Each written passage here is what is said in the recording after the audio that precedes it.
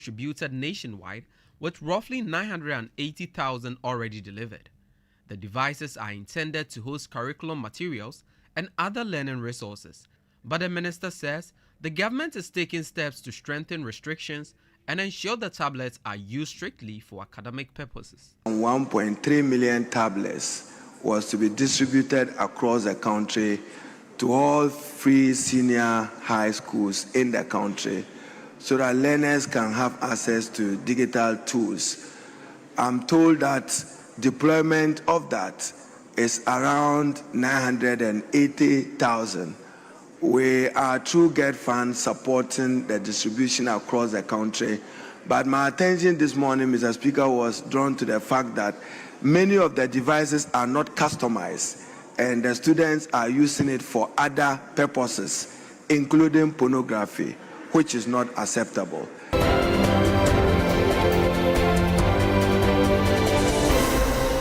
71 of the 191 people arrested during joint police-military operation at Ehi in the Ketu North municipality have been granted bail by the whole district court 1.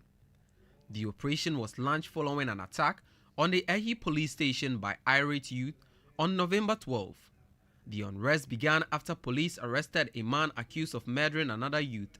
Ketu North MP Edem Agbana, who was instrumental in the release of the suspects, briefed the news team. The Ehi police station was not set to flame as it has been reported by some media houses. And we've told the police that we are willing to support them in their investigation, because Ehi as a community and Ketu North as a constituency, we do not condone wrongdoing, and we do not condone any act of recklessness or irresponsibility. And so we are not in any way defending wrongdoing.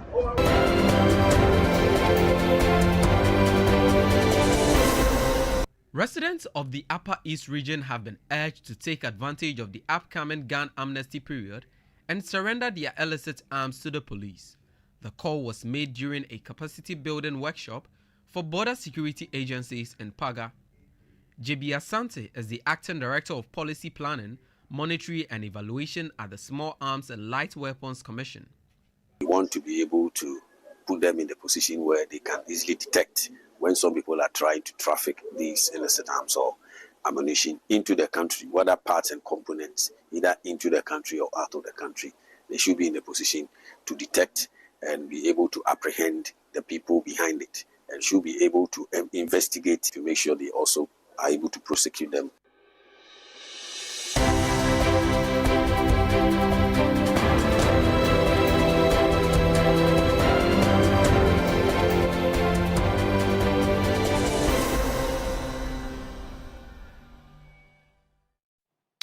There's more news on 3news.com. Make some time and visit 3news.com. This is Ghana Tonight. We're live on 3FM 92.7, as well as on TV3 Ghana on Facebook and on DSTV channel 279 all across the world on 3news.com.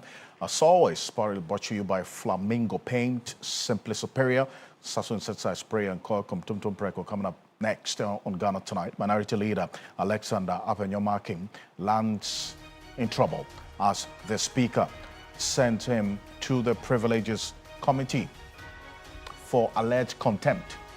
What exactly are the issues? We're going to be unpacking them tonight, so stay with us every step of the way as we take you on this journey of understanding exactly what the troubles of the Minority Leader Alexander Apenyomaking really are. Well, he's set to face the Privileges Committee of Parliament. Now, this was after the Speaker, Right Honourable Alban Sumana Kingsford Bagwin, found a prima facie evidence that he may have disrespected the authority of Parliament. But what exactly is the background story, and how did we get to this point? My colleague Dennis Poberi-Wadam, Esquire, is with me in the studio right now. Let's track the events up until this point where Alexander Apenyomaking has been referred to the Privileges Committee. What do we know? Well, so this is a matter which has spanned for a period of time now. Somewhere in July, the House passed a resolution to get the delegation that would go to the ECOWAS Parliament. Yeah. And Uganda is one of the countries that sends a delegation to the ECOWAS Parliament. So this time around, the members had been selected. The House had to take a decision as to who should go. However, there was an issue. But even before we get to that issue, these were the members who originally were on the list that was presented to Parliament. These members included George Wicked Higgins, that's the Member of Parliament for Cape Coast South and Deputy Majority Leader. Emmanuel Kwesi Bezra, Member of Parliament for Ho West. He was supposed to be a member of that delegation. Honorable Ladi Ayi Ayamba, Member of Parliament for Pusiga, was supposed to be a member. Eric Afo, that's the MP for Amenfi West, a member. Dominic Napari, member for MP for Sydney East, who was supposed to be a member as well. And then in that original list was Honorable Alexander Fenyo-Markin, Member of Parliament for Efutu, the minority leader. Then there was Kwame Aimedu Enchi, MP for Asante Achim Central, also to be a member. There was Brian Achampong, MP for Abetifi, a member, and also Millicent Yaboa Amankwa, Member of Parliament for Sunyani West. She was supposed to be an observer. But on that particular day, the majority leader made an observation and indicated that there was the need for them to amend this delegation, which included the minority leader. The basis for that were for two reasons. One, that the ECOWAS Parliament has a strict term on a quota for female representation on the delegation. I see. That he says they require a minimum of 30% of the members being women. And if you look at the original list, it would have meant that only the Member of Parliament for Pusiga, who is a member, and then the observer, that's the member of, yes, would have been the only female representation on that original list. And if you do the computation, it will fall short of the 30% minimum requirement by the ECOWAS Parliament. Right. Again, he also did indicate that it is the practice or the convention of our Ghanaian Parliament that usually on the delegation, they give the opportunity to the deputy leaders to be on it. So that's how come you see George Wicked Hagan, who is the deputy majority leader, on it. So the expectation was that on the other side would have been the deputy minority leader. But on the original list, you had Alexander Fenyo-Markin, who is the minority leader on there. So on the basis of that, he moved the motion for the list to be amended, to remove Alexander Fenyo-Markin and replaced him with Patricia Page, who is the Member of Parliament for Asekwa and also the deputy minority leader. So that one, it will meet the threshold for the female representation and also satisfy the condition or the convention of Parliament always having to let the deputy leaders being on the delegation.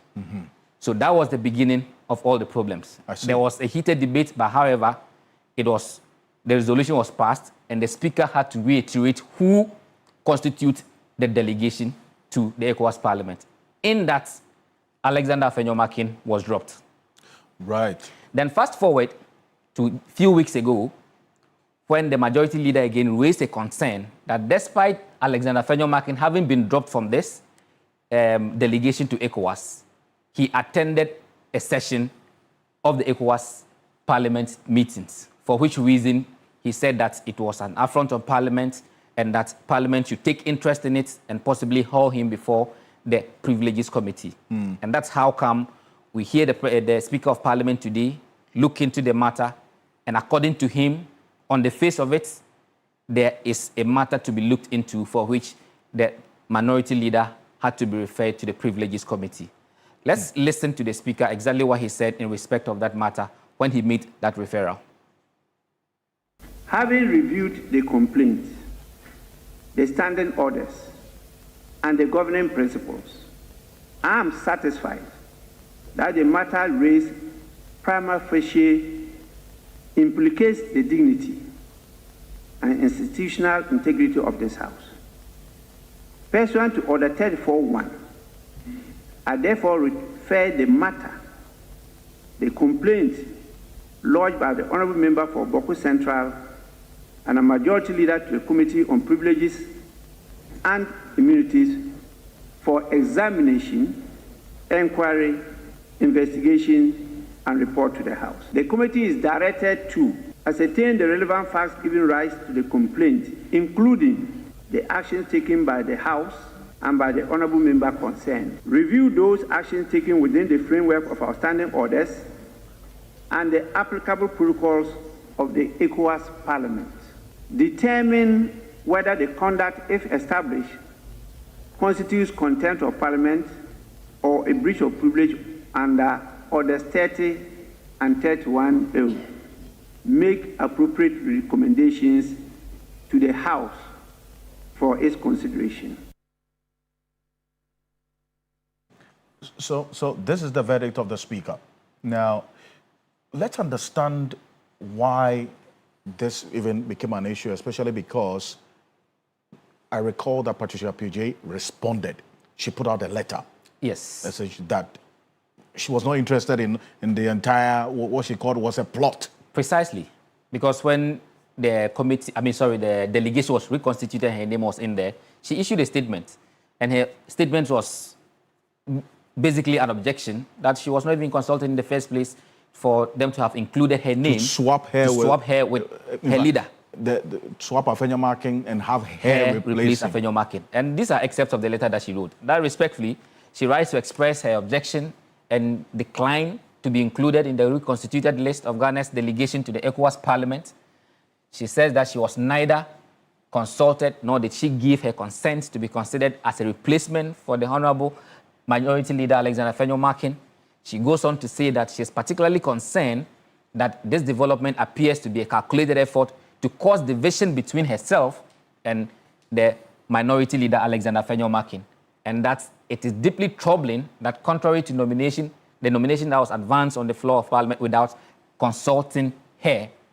She goes on to say that Minority Leader was duly sworn in as a member of the ECOWAS Parliament last year and subsequently elected as a Deputy Speaker, that's in the ECOWAS Parliament, and that his tenure by law and by ECOWAS protocol remains valid and ongoing, and that there's therefore no legal or procedural justification for his removal, and that using gender parity as a pretext for unilateral and procedurally irregular decisions undermines both the objective and the institutional harmony that is sought. In essence, she declined this particular inclusion into the lists. I see. Well, Dennis, thank you for this. And just for the uninitiated, at least, we started from the point where all of this, and then now, so with the decline of Patricia PJ, there's that issue that has to be dealt with. Alexander Afenyo Markin did attend to the business of the ECOWAS Parliament, and that's what has led to it. Dr. Rashid Rahman is Executive Director of the Africa Center for Parliamentary Affairs, joining us on Zoom. Dr. Rashid Rahman, good evening. Thank you for joining us. Good evening, Alfred. Now, you followed this issue right from the onset, as we've laid up until now, that Afenyo Markin has been referred to the Privileges Committee after the Speaker established a prima facie against him. Now, really, to the extent that this has gotten to the Privileges Committee, how does the flow of events really strike you? Well, I mean, Alfred, over the months that this has been happening, I was hopeful that there would be some negotiations between our Parliament and the ECOWAS Parliament. We have our rules, the standing orders, and our constitution that governs how our Parliament operates. ECOWAS Parliament has its own protocols as well.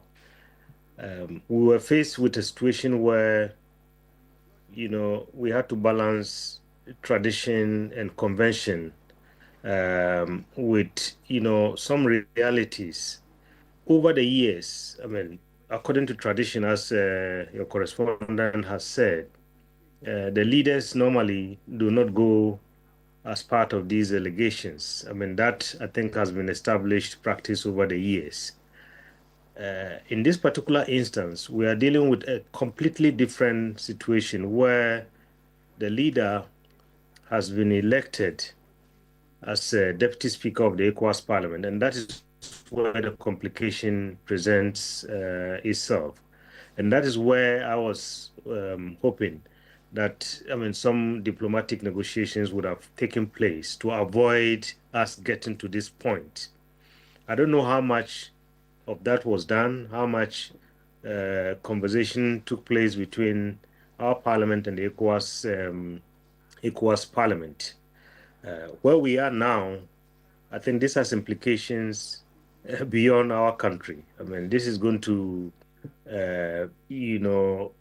be a problem, I think, of our sub-region. But, Alfred, as we are at this, I think, what this is bringing to the fore is what, many have, the ECOWAS Parliament and other regional parliaments on the continent are, composed, presents very serious challenges because most of them, that is the regional parliaments, most members are not elected. So they are simply just nominated from their parliaments. And, the tenure of the ECOWAS parliament, I mean, it's not in line with the tenure of most parliaments in the sub-region. So anytime there's an election, you would see a lot of movement, a lot of changes that happen at the level of the ECOWAS parliament.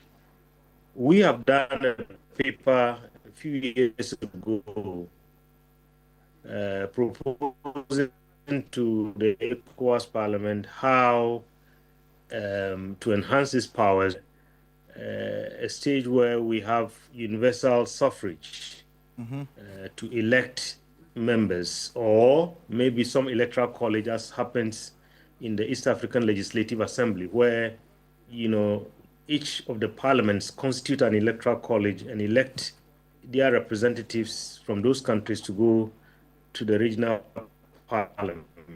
And their tenure is completely separated from the tenure of the national parliament. I see. At the ECOWAS level, we don't have that. True. And that is one of the reasons why we are in this current situation. And now he's been referred to the Privileges Committee. I didn't. Yes, I was asking, now he's been referred to the Privileges Committee. In a minute, how do you expect things to play out so as to bring finality to this issue?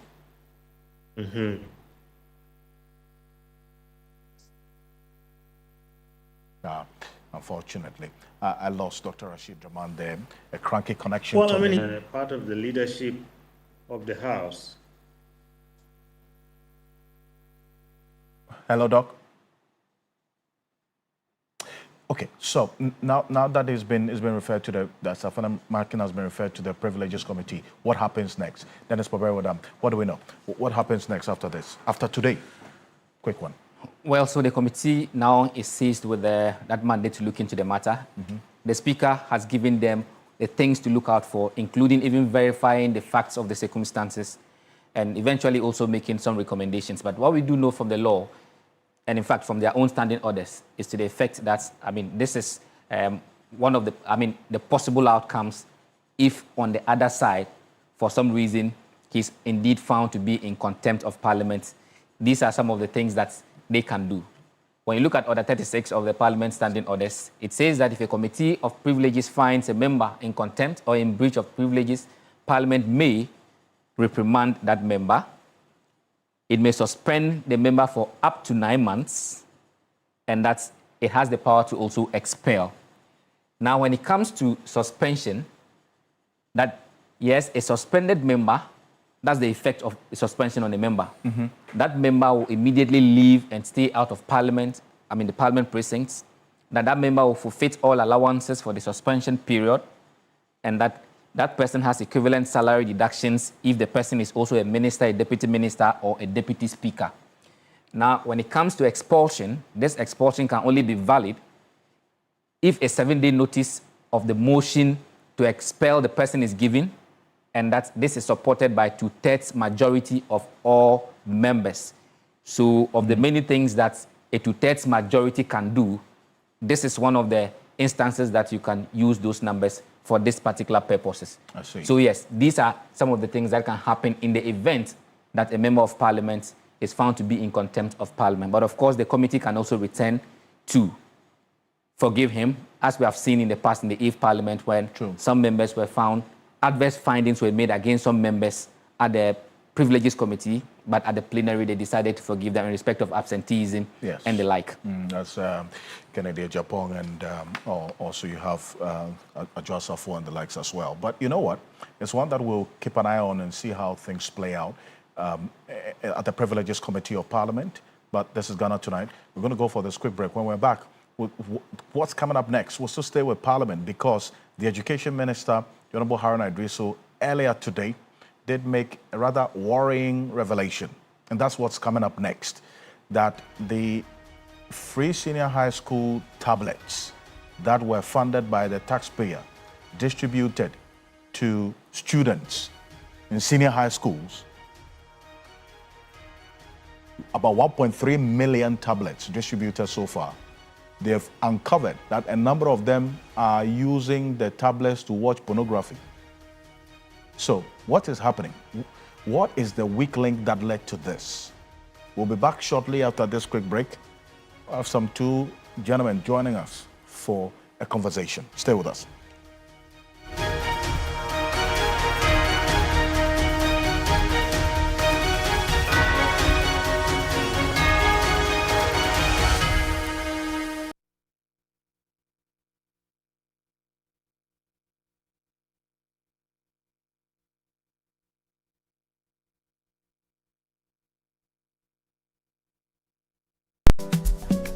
Boss, watch something.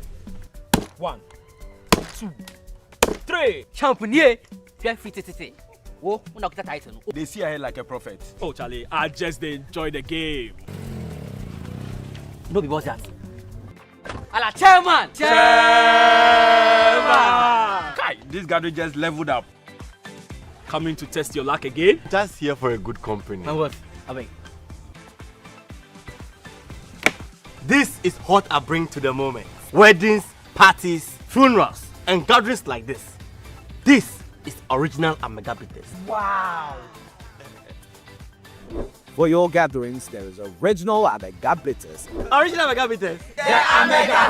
Drink responsibly. Not for sale to persons under 80 years of age. Not recommended for pregnant women and lactating mothers. Don't drink and drive. This advert is FDA approved. The biggest gathering of our prestigious Ghana Energy Awards is happening live. Date Friday, 28th November. Venue Labadi Beach Hotel, Accra. Time is 6 p.m. prompt. Theme: repositioning the energy sector as a pillar of national development. Special guest of honor: Honorable Dr. John Abdullah Jinabo, the Minister of Energy and Green Transition. For tickets and sponsorship, call 0303-940-300. Industry partners: Volta River Authority, JK Hoglet Transport and Company, Bui Power Authority, Petrosol Platinum Energy, Minergy Technology, Ghana Gas, Post Energies, Gridco, Comac, GNPC, Sunona Sogli Power, NPA, PURC, ECG, Energy Commission, COPEC, Media Partners, TV3, Graphic News Plus, Ghana Energy Awards, redefining excellence. James has been searching for happiness for years. So we asked locals to point him to the source of their happiness. Until one fateful night, when his search finally came to an abrupt end.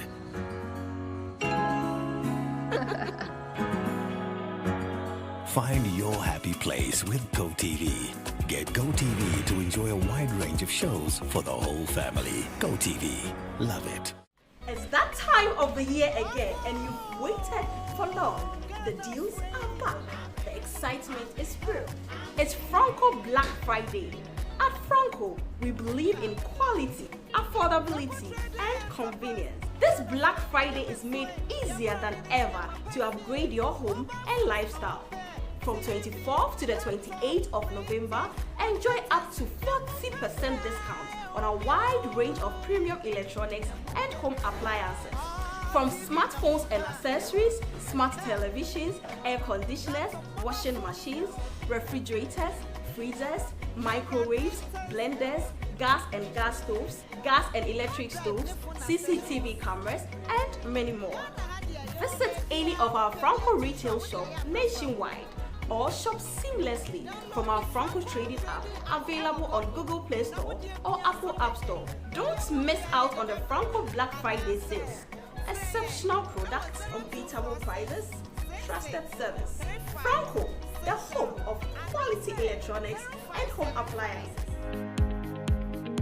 Hello, I am Ahmed Haidar, the CEO of the Spot Furniture. I want today to speak about our company.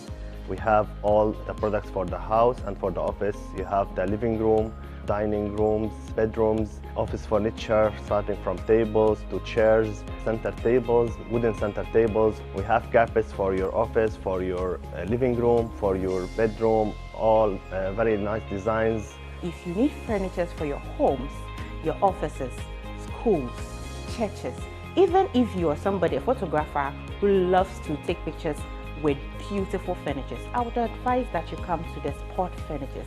They have beautiful furniture for everything. About the prices, you don't need to worry at all because we have very affordable prices. We have big promotions and we run discounts all the time. We offer a free delivery within Accra. You don't need to worry about the delivery. We accept all kinds of payments from Momo to POS to even cash and checks. Locate the Spot Furniture on the Spintex Road close to DBS Industries. You can also find them on social media, Instagram and Facebook at the Spot Furnitures. Our phone numbers for contact 024 5517 594 or 024 115 2006. The Spot Furniture, the next comfortable furniture near you. Boss, watch something. 1, 2, 3. Champignon. Oh, title. They see ahead like a prophet. Oh, Charlie, I just enjoy the game. No be boss that. Ala chairman. Kai, this gathering just leveled up. Coming to test your luck again? Just here for a good company. And what? Abeg. This is what I bring to the moment. Weddings, parties, funerals, and gatherings like this. This is original Amegabites. Wow. For your gatherings, there is original Amegabites. Original Amegabites. Drink responsibly. Not for sale to persons under 80 years of age. Not recommended for pregnant women and lactating mothers. Don't drink and drive. This advert is FDA approved. Now you do your Christmas shopping before you can do it. My guy, too early. I do wait Black Friday. Black Friday. We always say it's too early. High prices everywhere. Well, prices will definitely go down during Christmas. Let me hold on just a bit. Then we say we are waiting for better sales. And before we know it, Christmas don't land. Hey, Christmas don't catch. Hey, what I go buy now? But Charlie, no more excuses. Trademarks get the deals from now till Christmas.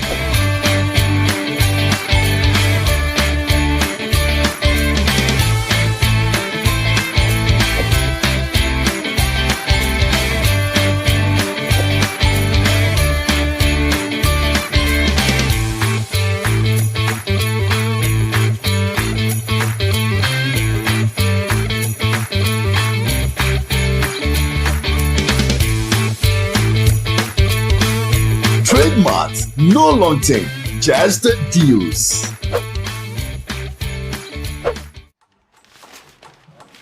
This is AFCON, my friend. Everything is a competition. Everything.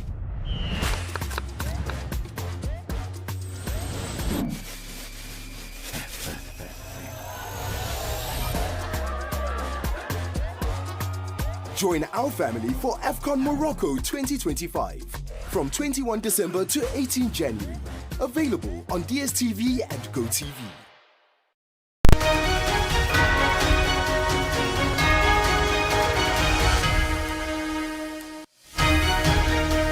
Tonight, now, coming up next, Education Minister Haruna Idrisu raises alarm. Now, his concern is one thing. Free senior high school tablets meant for learning are being used to watch pornography.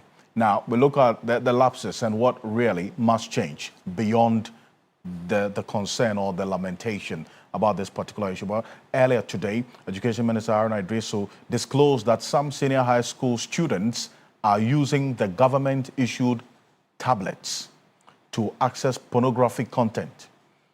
Under the Free Senior High School program, about 1.3 million tablets were distributed. Some of them have been distributed, others are being distributed nationwide.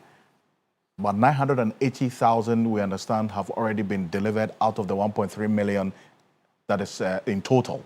Now, the devices are intended to host curriculum material and other learning resources. But the Minister of Education says the government is taking steps to strengthen the restrictions and ensure the tablets are used strictly for academic purposes, because they have uncovered that some senior high school students are using the tablets that you and I bought for them. They're using it to watch pornography. Yeah. Take a look at the minister. Inherited a contract worth about 337 million US dollars, where some 1.3 million tablets was to be distributed across the country to all free senior high schools in the country, so that learners can have access to digital tools. I'm told that deployment of that is around 980,000. We are through GET Fund supporting the distribution across the country. But my attention this morning, Mr. Speaker, was drawn to the fact that many of the devices are not customized, and the students are using it for other purposes, including pornography, which is not acceptable. And therefore, Mr. Speaker, government is taking a high view of it, and there must be restrictions as to what the tablets can be used for, and it should be used strictly for purpose of study. The curriculum is offloaded onto the tablet. It will facilitate digital learning. Mr. Speaker, we are to be minded that when you are training students, you are training them to be globally competitive, and therefore we have to take investment in digital skills and digital technology and its deployment much more seriously. Quite a troubling revelation there, but Dr. Peter Kpandai is Executive Director of the Institute for Education Studies, one of the foremost education CSOs we have in this country. And also we have Maximus Ametogo. He is a digital marketing strategist and technology consultant. Gentlemen, good evening. Thank you for joining us. Good evening, Alfred. Great. And I'll start off with you, Dr. Anti. Hearing the Minister of Education say this, that they have information. Some senior high school students are using the free senior high school tablets to watch pornography. I mean, how does it strike you? Once again, good evening, Alfred. Thanks for having me. Well, for me, this is an indictment on the Ministry of Education. I think that most of us that are in project management, project execution, project implementation, policy development, we understand that when you want to roll out a policy like this or a program like this, you first have to pilot it. Now, what you do during the pilot phase is to ensure that all the loopholes are tightened and all the bolts are tightened, to ensure that whatever challenges or difficulties that one is likely to face in the process of using these tablets identified and dealt with before it is scaled up. Now, if this was piloted and these instances these scenarios were not identified, then it means that there's a whole challenge with the project implementation process, especially when we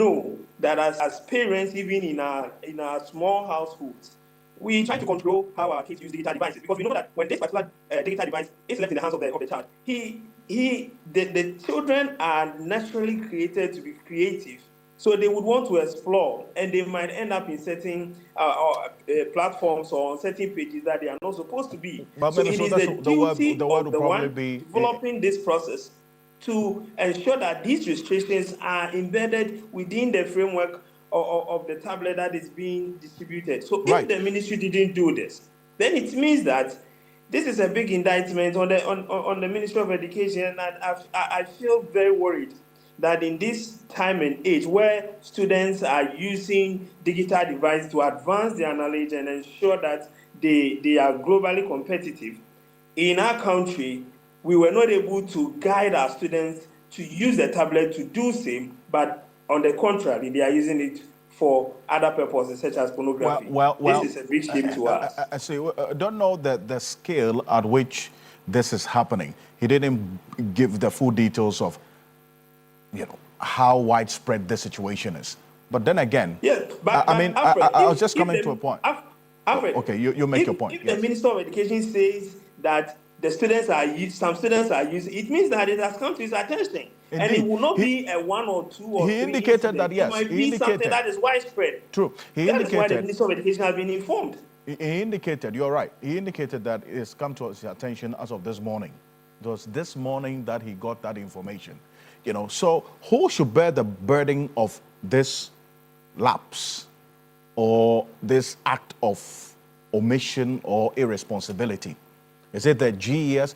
They should have done that before they sent the tablets to the schools, or the school heads should have also exercised some oversight responsibility on the usage of these tablets in the school? Well, for me, I'll put this at the doorstep of the Ministry of Education and the Ghana Education Service. In fact, fine, you might want to, there's an operational plan document that I've cited, and there are sentences in there that says that students are supposed to be supervised to ensure that they use it for what it's supposed to be used for. But Alfred, how can a teacher supervise every single student that is given this tablet at every single moment, at every single minute, and at every single second? It is highly impossible. And that is why, naturally, when you are going to roll these out, you would have to make sure that you deal with these basic things. We know, you see, when you are using tablets for even simple data collection, you try to restrict the usage in such a way that people who have those tablets to collect the data are not able to navigate to other places on the tablet. How much more giving these to students to use for learning, where it stays with them for more than some hours and probably more than some months? Definitely, the students would want to go to other sites. So it's something that should be part and parcel of the implementation process of distributing the tablets. And this should be clearly embedded within the whole operational plan. So if we are not able to do it, you cannot even blame the head teachers. It is really the responsibility of the Ministry of Education and the Ghana Education Service. They were so much fixated on announcing that now students are going to use tablets to the extent that they forgot the basics that would have enabled us get the best out of this important policy. Well, Maximus, and I bring you from the technology perspective, Max, because then it goes back to what could have been done to avert this situation. Is it that at the point of distribution, the GES should have restricted these sites before handing over the tablets to the senior high schools? Maybe employ the service of the likes of you to help them restrict these sites before they distributed the tablets? Alfred, I think that is even like the third level, because even from the acquisition of the devices, you should be able to have a pre-installed, restriction apps on it, so that if a student picks the device and want to access the internet, there will be restrictions on it. And then, of course, you can also put the internet connectivity restrictions on it for some sites to be blocked, so that if you're going to visit adult content websites, the sites will be blocked. Then you can also restrict access to VPNs that people use to bypass some of these restrictions on devices, so that if they go to a VPN app to download it, they will not be able to download it. Then you whitelist the resources that they have on their devices too as well. So you need to have, we have put all these things in place before giving the devices to the students in the first place. So we need to have those strong device level control filters, so that if they want to visit a particular site, they'll be restricted from doing that. If they want to install even certain apps, they will not be able to do that.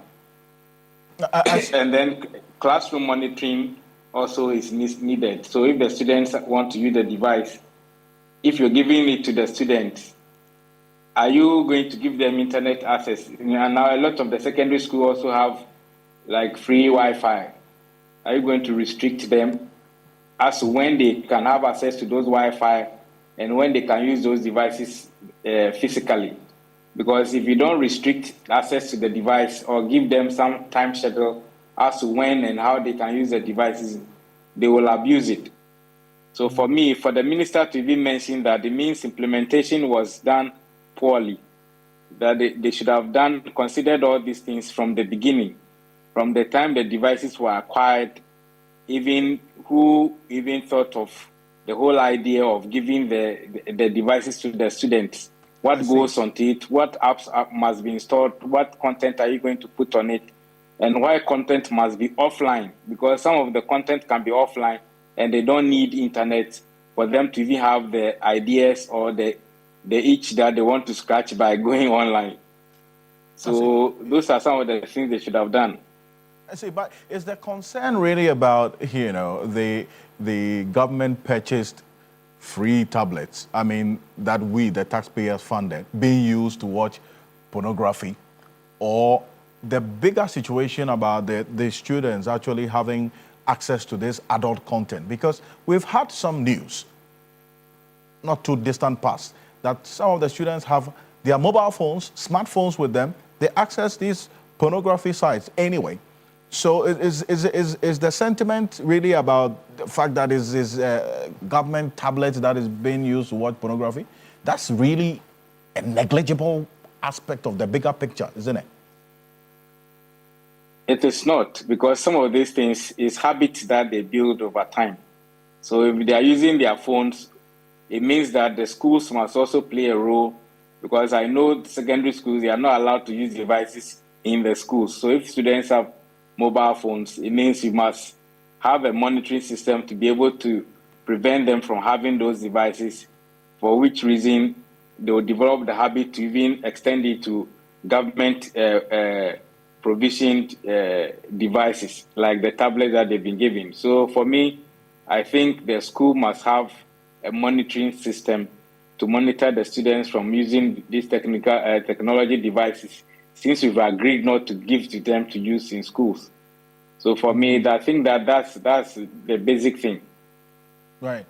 And we have to teach the students digital hygiene, what they can do, what they cannot do, and of course, get them to do peer monitoring. They should be able to monitor each other, so that if somebody is visiting such sites, they can be reported, of course, discreetly, so that they'll be dealt with. I see. But maybe in a minute, now the minister is clearly concerned about this. What should be the solution beyond the concern he expressed in Parliament today? What should be the thinking going forward to address this? They should put all the headmasters and the IT managers in all the secondary schools in a room and run them through some training and get some technical people to be able to reset some of these devices and install them, and then put some restrictions on the internet connectivity that they have in the schools, so that it will be conditioned on the fact that if the students use these devices to access adult content sites, maybe the school will have restrictions in terms of the internet connectivity they will get or the speed that they are going to get. And the minister should be able to put his foot down and implement that, so that the headmasters will be forced to monitor the students so they will not use the tablets to access those kind of content. Maximus, appreciate you for this. Dr. Anti, 30 seconds. Dr. Anti, 30 seconds before we go. So from Maximus' perspective, this is a shared responsibility. GES has a role to play. You also have the heads of the schools as well should play a role in dealing with this. Finally.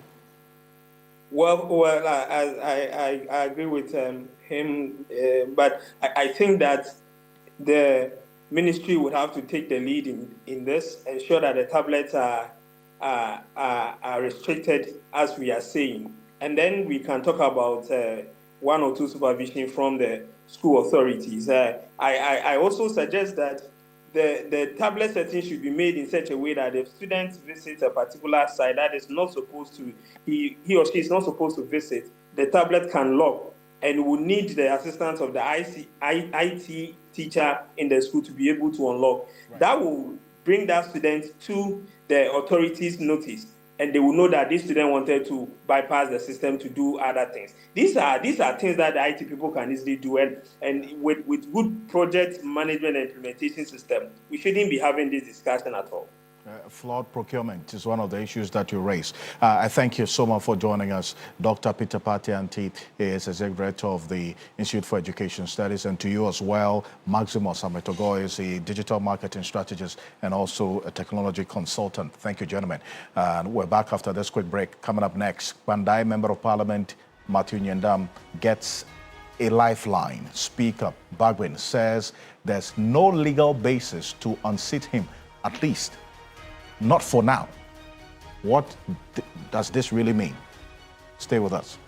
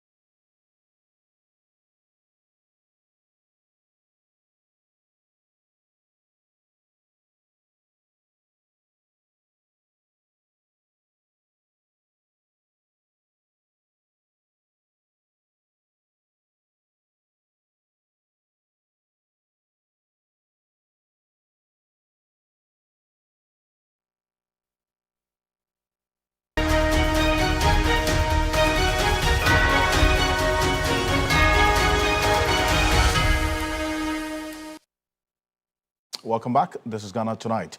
Coming up next, Kpandai Member of Parliament Matthew Nyendam gets a lifeline. The Speaker of Parliament, Right Honorable Alban Sumana Kingsford Bapin, says there's no legal basis, at least for now, to unseat him.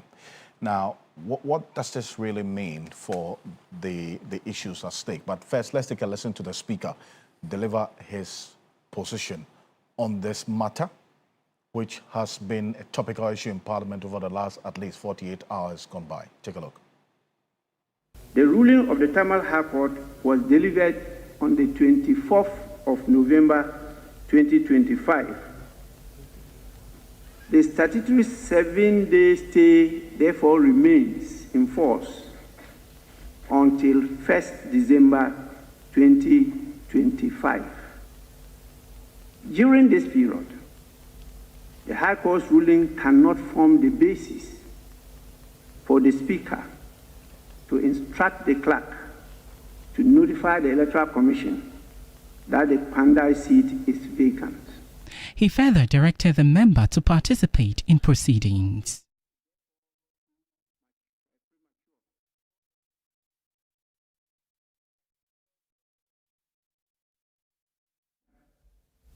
Is disqualified from entering and participating in the proceedings of the House, because this period still falls within the 7 days mandatory stay of execution of the order. Honorable members, this is not a declaratory order, it is an executive order that was delivered by the High Court.